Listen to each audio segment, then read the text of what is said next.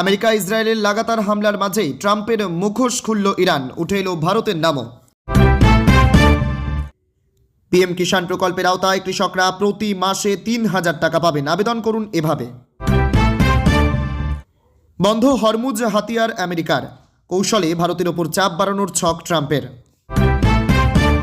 পূর্ণ শক্তিতে আক্রমণ চালাবে ইসরায়েল, হুঁশিয়ারি নেতানিয়াহুর। এবার বড় দাবি চীনের। শুভেন্দুর নিশানায় সন্দেশখালী কেন, বিরোধী দলনেতার বিস্ফোরক মন্তব্যে জল্পনা তুঙ্গে দেখুন। ইরানের বিরুদ্ধে যুদ্ধে নামবে সৌদি আরবও, যোগ দেবে পাকিস্তান। কাতারে ধৃত তেহরানের 10 গুপ্তচর। খামেনেইর পদে যিনি বসবেন তাকেই হত্যা করব, হুমকি দিল ইসরায়েল। ইরানকে না থামালে পারমাণবিক যুদ্ধ বেঁধে যেত, ফের সাফাই ডোনাল্ড ট্রাম্পের। দলের রং মুছে ভয়ানক বৃষ্টি প্লাবন, 17 জেলাতেই অকাল বর্ষা, বজ্রবিদ্যুৎ সহ বৃষ্টিতে ভাসবে কলকাতা সহ। সস্তার ড্রোন দিয়ে ট্রাম্পের হাজার হাজার কোটি খসাচ্ছে ইরান, মার্কিন অস্ত্রের ভাড়ারে টান পড়তে পারে 10 দিনেই। মধ্যমগ্রাম স্টেশনের কাছে ভয়াবহ অগ্নিকাণ্ড, অগ্নিদগ্ধ হয়ে মৃত এক। মধ্যপ্রাচ্যে উত্তেজনার মধ্যেও কমল সোনার দাম, হাসি ফুটল মধ্যবিত্তের মুখে। এসআইআরের বিবেচনাধীন তালিকায় নাম, আতঙ্কে ভোটারের ঝুলন্ত দেহ উদ্ধার, বিক্ষোভে তৃণমূল। ইরানের বিরুদ্ধে যুদ্ধে যোগ দেবে পাকিস্তান, সৌদিতে মোতায়েন করা হলো সেনা, ক্ষেপণাস্ত্র কি করবে ভারত? খসড়া তালিকায় মৃত থাকায় অভিষেকের সঙ্গে দিল্লি পর্যন্ত যান, সেই পূর্ণর নামই নেই তালিকায়। বাড়িতে হামলা, হাসপাতালে চিকিৎসা করাতে গেলেও বিজেপি কর্মীদের মারধরের অভিযোগ, উত্তেজনা তারকেশ্বরে। জলপাইগুড়ির পর শান্তিপুর, ফের পার্টি অফিসে মহিলাকে ধর্ষণ বিজেপি নেতার, তৃণমূলের কটাক্ষ উত্তরপ্রদেশ মডেল। কেন্দ্রীয় মন্ত্রীকে ফের রাজ্যসভার টিকিট দিল বিজেপি, প্রার্থী ঘোষণা আরও 3 আসনে। ইরানের বিমানবন্দরে ক্ষেপণাস্ত্র হামলা, ইসরায়েলের ধ্বংস যাত্রীবাহী বিমান। খামেনেইর পদে যিনি বসবেন তাকেই হত্যা করব, হুমকি দিল ইসরায়েল। রক্তাক্ত রঙের উৎসব, ধারালো অস্ত্র দিয়ে কোপের পর কোপ তৃণমূল নেতাকে। কেবল চীনা তেলবাহী জাহাজকে ছাড়, ভারতকে ধাক্কা দিয়ে হরমুজ নিয়ে বড় সিদ্ধান্ত ইরানের।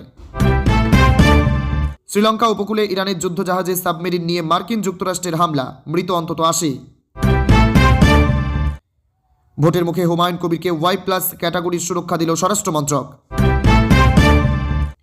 হুমায়ুনের দলের রেজিস্ট্রেশন মঞ্জুর করল কমিশন, কোন প্রতীকে লড়বে আমজনতা উন্নয়ন পার্টি? এতক্ষণ শুনছিলেন সংবাদ শিরোনাম, এবার আসছে বিস্তারিত খবরে। ভিডিওটি ভালো লাগলে লাইক করুন এবং আমাদের ইউটিউব চ্যানেলটি সাবস্ক্রাইব করুন। ইরানের বিরুদ্ধে যুদ্ধে নামবে সৌদি আরবও, যোগ দেবে পাকিস্তান। কাতারে ধৃত তেহরানের 10 গুপ্তচর। ইরান বনাম আমেরিকা ইসরায়েল সংঘাতে এবার জড়াতে পারে সৌদি আরবও। সে দেশের সংবাদ মাধ্যম জানিয়েছে, সৌদির যুবরাজ মোহাম্মদ বিন সালমানের নেতৃত্বাধীন মন্ত্রিসভার বৈঠকের পর এই সংক্রান্ত সিদ্ধান্ত নেওয়া হয়েছে। যদিও আমেরিকা বা ইসরায়েলের মতো তথাকথিত যুদ্ধ ঘোষণা তারা করবে কিনা তা স্পষ্ট নয়। সৌদি প্রশাসন শুধু জানিয়েছে, নাগরিকদের নিরাপত্তা নিশ্চিত করতে যা যা করণীয় তাই করা হবে। অন্যদিকে বুধবার কাতারে গ্রেপ্তার হয়েছেন ইরানের 10 জন নাগরিক। কাতার প্রশাসনের দাবি, তারা ইরানি সেনার গুপ্তচর। মার্কিন ইসরায়েলি হামলার প্রত্যাঘাতে পশ্চিম এশিয়ার একাধিক দেশে হামলা চালিয়েছে। এই সমস্ত দেশে আমেরিকার সামরিক ঘাঁটি রয়েছে। সেই যুক্তিতে সৌদিতেও ড্রোন ক্ষেপণাস্ত্র হামলা চালিয়েছে তেহরান। সে আবহেই সোমবার সৌদি আরবে বিশ্বের অন্যতম বৃহত্তম তেল শোধনাগার আরামকো ও কাতারের রাস লাফান LNG কেন্দ্রে আগুন লাগে। দাবি, ইরানি হামলা চালিয়েছে। এই ঘটনার পরেই আরামকো শোধনাগারের কাজ বন্ধ করে দেওয়া হয়। মঙ্গলবার রিয়াধের মার্কিন দূতাবাসেও হামলা চালানো হয়। সৌদির পূর্বাঞ্চল জুড়ে রয়েছে তেলের খনি। বুধবার সেই খনির কাছে আছড়ে পড়তে যাচ্ছিল ইরানি ক্ষেপণাস্ত্র। যদিও মাটিতে আছড়ে পড়ার আগেই সেই ক্ষেপণাস্ত্র ধ্বংস করল সৌদি সেনা। পিএম কিষাণ প্রকল্পের আওতায় কৃষকরা প্রতি মাসে ৩,০০০ টাকা পাবেন। আবেদন করুন এভাবে। দেশের কৃষকদের অর্থনৈতিক অবস্থাকে মজবুত করার জন্য কেন্দ্র সরকারকে অনেকগুলো পরিকল্পনা চালাচ্ছে কেন্দ্র সরকার। প্রধানমন্ত্রী কিষাণ সম্মান নিধি প্রকল্পনা, এই পরিকল্পনার জন্য কৃষকদের প্রতি বছর ৬,০০০ টাকা আর্থিক সাহায্য করা হয়েছে। কিন্তু অনেক কম লোককে জানা যায় যে একই পরিকল্পনা থেকে জোরকারী কৃষক ৬০ বছর বয়সে পর প্রতি মাসে ৩,০০০ টাকা পেনশনের সুবিধাও পেতে পারেন। পিএম কিষাণ মানধন পরিকল্পনা, যদি আপনি পিএম কৃষকের সম্মান নিধির সুবিধা পান তাহলে আপনার জন্য পিএম কৃষক মানধন পরিকল্পনা অন্তর্ভুক্ত করা সহজ হয়। এই পরিকল্পনাটি বিশেষভাবে ছোট এবং সীমান্ত কৃষকদের জন্য শুরু করা হয়েছে, যাতে তারা বার্ধক্যে তাদের নিয়মিত আয় করতে পারে এবং কোনো অর্থনৈতিকভাবে মেনে চলতে পারে না। পিএম কৃষক সম্মানী নিধির অধীনে সরকার কৃষকদের প্রতি বছর 6,000 টাকা 3 কিস্তিতে দেয়। প্রতি 4 মাসে 2,000 টাকা ব্যাংক অ্যাকাউন্টে ট্রান্সফার করা হয়। তিনি যদি কৃষক মানধন পরিকল্পনা থেকে যুক্তে পারেন, তাহলে 60 বছর বয়স সম্পূর্ণ হয়ে গেলে তাদের প্রতি মাসে 3,000 টাকা বা বছর 36,000 টাকা পেনশন পাওয়া যায়। খামেনেইর পদে যিনি বসবেন তাকেই হত্যা করব, হুমকি দিল ইসরায়েল। নিহত আয়াতুল্লাহ আলী খামেনেইর পদে যিনি বসবেন তাকে হত্যা করা হবে। ইরানের নতুন সর্বোচ্চ ধর্মীয় নেতার নাম নিয়ে নানা জল্পনার মাঝে এই ভাষাতেই হুমকি দিল ইসরায়েল। বুধবার ইসরায়েলের প্রতিরক্ষা মন্ত্রী ইসরায়েল কাটজ সমাজ মাধ্যমের পোস্টে লেখেন, ইরানের সন্ত্রাসবাদী জমানা নেতা হিসাবে যাকেই সর্বোচ্চ পদে বসাবে তাকে ইসরায়েল খতম করবে। ইসরায়েলের প্রতিরক্ষা মন্ত্রী জানিয়েছেন, ইরানের পরবর্তী সর্বোচ্চ নেতার পদে যিনি বসবেন তিনি ইসরায়েল এবং আমেরিকার পক্ষে বিপজ্জনক। তার নেতৃত্বে ইরানের সাধারণ মানুষের ওপর দমন পীড়নও চলবে। এ বিষয়টি নজরে রেখে ইসরায়েল স্থির করেছে, ইরানের কোনো সর্বোচ্চ ধর্মীয় নেতাই তারা টিকতে দেবে না। কটজ বলেন, প্রধানমন্ত্রী এবং আমি ইসরায়েলের প্রতিরক্ষা বাহিনীকে প্রস্তুত থাকতে বলেছে, তাই সেই লক্ষ্যে প্রয়োজনীয় সব পদক্ষেপ করতে বলা হয়েছে। একই সঙ্গে তার সংযোজন আমেরিকার সঙ্গীদের সহায়তায় আমরা পূর্ণ উদ্যমে অভিযান চালিয়ে যাব এবং ওই জামানাকে ধ্বংস করব। ইরানের সর্বোচ্চ নেতা হিসাবে খামেনেইর দ্বিতীয় পুত্র মোজতাবা খামেনেইকে বেছে নেওয়া হয়েছে বলেও শোনা যাচ্ছে, যদিও তেহরান এ বিষয়ে আনুষ্ঠানিকভাবে কিছু জানায়নি। গত শনিবার সকালে আচমকায় তেহরানে খামেনেইয়ের দপ্তরে হামলা চালায় আমেরিকা এবং ইসরায়েলি সেনা। সেই হামলায় নিহত হন খামেনেই সহ ইরানের অন্তত 40 জন উচ্চপদস্থ আধিকারিক। নিহত হন খামেনেইয়ের স্ত্রী, মেয়ে, জামাই এবং নাতনিও। এরপরেই সে দেশের প্রেসিডেন্ট একটি অন্তর্বর্তী কাউন্সিল গঠন করেন। তাদের হাতে তুলে দেওয়া হয় শাসনভারও, পাশাপাশি সর্বোচ্চ নেতাকে বাছাইয়ের দায়িত্ব দেওয়া হয়। এরপরেই কানাঘুষো শোনা যায়, খামেনেইর দ্বিতীয় পুত্র মোজতাবাইকেই পরবর্তী নেতা হিসেবে বেছে নিয়েছে অন্তর্বর্তী কাউন্সিল। তা নিয়ে জল্পনার মাঝেই নতুন সর্বোচ্চ নেতাকে হত্যার হুমকি দিল ইসরায়েল। দোলের রং মুছে ভয়ানক বৃষ্টি, প্লাবন, 17 জেলাতেই অকাল বর্ষা, বজ্রবিদ্যুৎ সহ বৃষ্টিতে ভাসবে কলকাতা সহ। এসে গেল আজ বিকেলের আবহাওয়া সংবাদ। বার্তায় কি জানালো আবহাওয়া বিজ্ঞানী সৌরিশ বন্দ্যোপাধ্যায়? মোটামুটি আশঙ্কা ছিলই, সেটাই সত্যি হলো। আসছে বৃষ্টি, ভিজবে রাজ্য শহর। শনিতেই শনি, রাজ্যে শনিবার থেকে মেঘলা আকাশ, রবিবার থেকে মঙ্গলবার বৃষ্টির সম্ভাবনা। উপকূলের জেলায় কোনো কোনো অংশে বৃষ্টি হতে পারে বুধবারও। উত্তর পূর্ব আসামের ওপর ঘূর্ণাবর্ত উড়িষ্যা থেকে বিদর্ভ পর্যন্ত অক্ষরেখা দক্ষিণ ছত্তিশগড়ের ওপর দিয়ে অবস্থান করছে।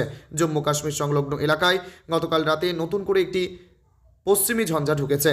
পরশু শুক্রবার আরও একটি পশ্চিমী ঝঞ্ঝা আসবে উত্তর পশ্চিম ভারতে। ধাপে ধাপে হাওয়ার বদল। আগামী শনিবার দুপুরের পর থেকে ধাপে ধাপে রাজ্যে হাওয়া বদল। রবিবার থেকে বৃষ্টি শুরু।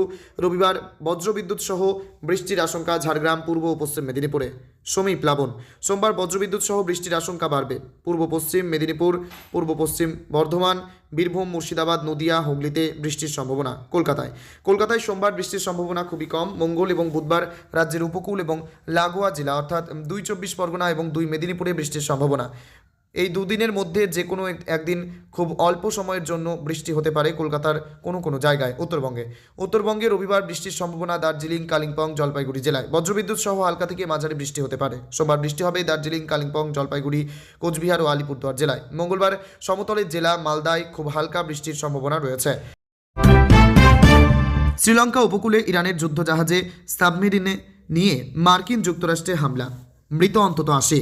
ভারত মহাসাগরে শ্রীলঙ্কা উপকূলে ইরানের যুদ্ধজাহাজে সাবমেরিন হামলা চালিয়েছে মার্কিন যুক্তরাষ্ট্র। সংবাদ সংস্থা রয়টার্স সূত্রে খবর, এই হামলায় অন্তত 80 জনের মৃত্যু হয়েছে ইতিমধ্যে। মার্কিন যুক্তরাষ্ট্রের তরফে অবশ্য এখনও মৃতের সংখ্যা নিশ্চিত করা হয়নি, তবে পেন্টাগনের তরফে জানানো হয়েছে এই আক্রমণ মার্কিন যুক্তরাষ্ট্রের তরফেই করা হয়েছে। মার্কিন প্রতিরক্ষা সচিব পিট হেগসেথ সাংবাদিকদের জানিয়েছে যে একটি আমেরিকার সাবমেরিন ইরানের একটি যুদ্ধবিমানে ডুবিয়ে দিয়েছে। একটি টর্পেডোর সাহায্যে ইরানের যুদ্ধবিমান ডুবিয়ে দেওয়া হয়েছে বলে জানিয়েছেন তিনি। অন্যদিকে শ্রীলঙ্কার কর্তৃপক্ষ জানিয়েছে তারা 30 জন ক্রু সদস্যকে উদ্ধার করেছে, যারা ছিলেন ইরানের যুদ্ধবিমান IRIS ডেনাতে। আরও 148 জন নিখোঁজ বলেও জানিয়েছে শ্রীলঙ্কা কর্তৃপক্ষ। তাদের খোঁজে তল্লাশি অভিযান চলছে, তবে আর কাউকে খুঁজে পাওয়া যাবে কিনা সে ব্যাপারে আশা যথেষ্ট ক্ষীণ বলেও জানানো হয়েছে শ্রীলঙ্কার তরফে। মার্কিন প্রতিরক্ষা সচিব হেগেস্থের কথায় এই আক্রমণ একটি নীরব মৃত্যু। এখানেই শেষ নয়। প্রতিরক্ষা সচিব এও জানিয়েছেন যে দ্বিতীয় বিশ্বযুদ্ধের পর এই প্রথম শত্রুপক্ষের কোনো জাহাজ টর্পেডো দিয়ে ডুবিয়ে দেওয়া হয়েছে। দ্বিতীয় বিশ্বযুদ্ধের প্রসঙ্গ টেনেই হেগেস্থেত জানিয়েছেন ওই যুদ্ধের মতোই এবারও তারা জয়ের জন্য লড়াই করছেন। রক্তাক্ত রঙের উৎসব, ধারালো অস্ত্র দিয়ে কোপের পর কোপ তৃণমূল নেতাকে। রঙের উৎসবে রক্তকাণ্ড।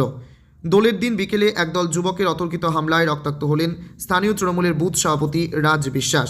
তার মাথায় ধারালো অস্ত্র দিয়ে কোপ মারা হয়েছে বলে অভিযোগ। বর্তমানে কলকাতায় তার চিকিৎসা চলছে। স্থানীয় সূত্রে জানা গেছে, সোমবার বিকেলে মনীন্দ্রপল্লী এলাকায় বন্ধুদের সঙ্গে আড্ডা দিচ্ছিলেন রাজ বিশ্বাস। প্রত্যক্ষদর্শীদের দাবি, সেই সময় আচমকায় একদল যুবক তাদের উপর চড়া হয়। রাজের বন্ধুদের মধ্যে কয়েকজন পালিয়ে যেতে সক্ষম হলেও রাজকে ধরে ফেলে দুষ্কৃতীরা। অভিযোগ, খুব কাছ থেকে তাকে লক্ষ্য করে ধারালো অস্ত্র দিয়ে মাথায় আঘাত করা হয়। রক্তাক্ত অবস্থায় মাটিতে লুটিয়ে পড়েন তিনি। ঘটনার পর থেকে এলাকায় ব্যাপক উত্তেজনা ছড়িয়েছে। তৃণমূল ও বিজেপি উভয় পক্ষই পাল্টাপাল্টি অভিযোগে সরব হয়েছে।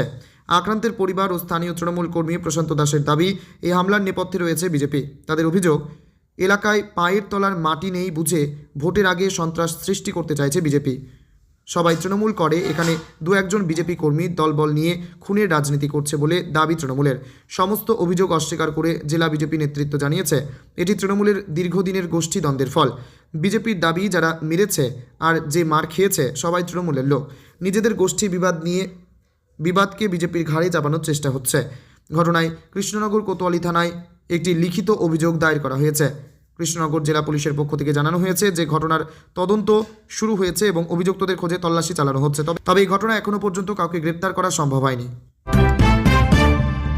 ইরানের বিমানবন্দরে ক্ষেপণাস্ত্র হামলা, ইসরায়েলের ধ্বংস যাত্রীবাহী বিমান। ইরানের বুশেহর বিমানবন্দরে ক্ষেপণাস্ত্র হামলা ইসরায়েলের। গোটা বিমানবন্দর তছনছ করার পাশাপাশি ইসরায়েলের হামলায় ধ্বংস হলো সেখানে থাকা যাত্রীবাহী বিমান। যদিও এই হামলায় কতজনের মৃত্যু হয়েছে তা এখনও স্পষ্ট নয়। যাত্রী পরিবহনের পাশাপাশি সামরিক ক্ষেত্রেও ব্যবহৃত হয় দক্ষিণ ইরানের অত্যন্ত গুরুত্বপূর্ণ এই বুশেহর বিমানবন্দর। ইরানের সংবাদ মাধ্যম সূত্রে জানা যাচ্ছে, মঙ্গলবার এই ঘাঁটিকে লক্ষ্য করেই ক্ষেপণাস্ত্র হামলা চালিয়েছে ইরান। জানা যাচ্ছে, ভয়ঙ্কর সেই হামলায় বন্দরে দাঁড়িয়ে থাকা যাত্রীবাহী বিমানও ধ্বংস হয়ে গিয়েছে। তবে হামলায় প্রাণহানির ঘটনা ঘটেছে কিনা তা নিয়ে খতিয়ে দেখা হচ্ছে।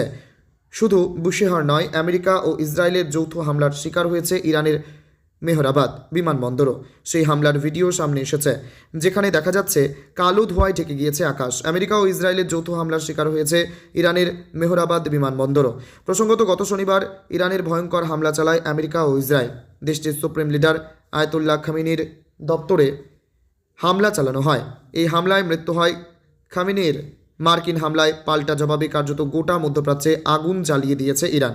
কুয়েত, বাহরাইন এবং সংযুক্ত আরব আমরশাহীর ওপর ব্যাপক ক্ষেপণাস্ত্র এবং ড্রোন হামলা চালাচ্ছে তারা।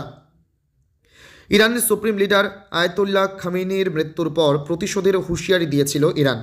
এদিকে রিপোর্ট বলছে, গত 5 দিন ধরে চলা এই যুদ্ধে 4 দিনেই ইরানের মৃতের সংখ্যা 700 পেরিয়ে গিয়েছে।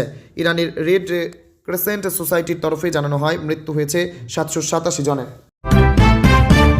কেবল চীনা তেলবাহী জাহাজকে ছাড়, ভারতকে ধাক্কা দিয়ে হরমুজ নিয়ে বড় সিদ্ধান্ত ইরানের। মধ্যপ্রাচ্যের কূটনীতিতে বড়সড় ধাক্কা খেল ভারত। গত শনিবার থেকে চলা যুদ্ধের জেরে হরমুজ প্রণালী কার্যত বন্ধ করে দিয়েছে ইরান। তারা সাফ জানিয়ে দিয়েছিল ওই এলাকা দিয়ে জাহাজ চলাচল করলেই সেটা গুড়িয়ে দেওয়া হবে, কিন্তু সেই সিদ্ধান্তে খানিকটা বদল আনলো তেহরান। সূত্রের খবর, হরমুজ প্রণালী দিয়ে কেবল চীনা জাহাজ চলাচলের অনুমতি দেবে ইরান, অর্থাৎ ভারতমুখী বা ভারতের পতাকাবাহী জাহাজকেও তেহরান এখন শত্রুর চোখে দেখবে। ভারত সরাসরি ইরান থেকে খুব বেশি তেল আমদানি না করলেও ভারতকে নিজের চাহিদার 85% বেশি তেল বাইরে থেকে কিনতে হয়। এই আমদানির প্রায় 50%ই হরমুজ প্রণালী দিয়ে আসে। ইরাক, সৌদি আরব, সংযুক্ত আমিরশাহীর মতো দেশ থেকে দিনে আসে প্রায় 25 থেকে 27 লক্ষ ব্যারেল তেল। শুধু তাই নয়, তরল প্রাকৃতিক গ্যাস চাহিদার প্রায় 60% এই পথে আমদানি করা হয়। অর্থাৎ এই এলাকায় জাহাজ চলাচল বন্ধ হলে ভারতের প্রভূত সমস্যা। ইরানের ওপর আমেরিকা এবং ইসরায়েল লাগাতার হামলা চালিয়ে গেলেও মুখ বন্ধ রেখেছে ভারত।